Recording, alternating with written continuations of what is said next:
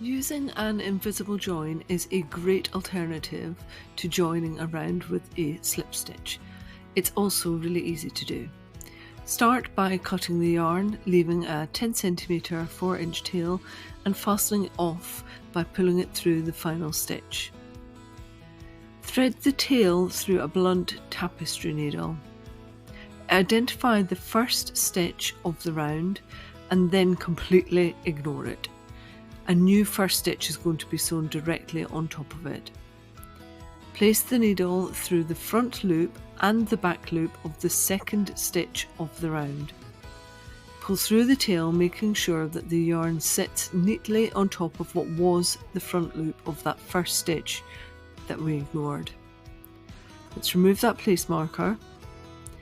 So here's how the new sewn first stitch front loop looks, and it's sitting directly on top of the stitch that was ignored. Next, you bring the needle and the tail to the front of the fabric. Place the needle through the last stitch of the round from the front to the back of the back loop only.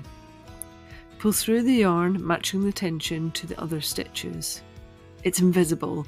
You can't see the join from the front or from the top. And then to finish off, you weave in the end on the wrong side of your fabric and in the same direction as the way the round was being crocheted.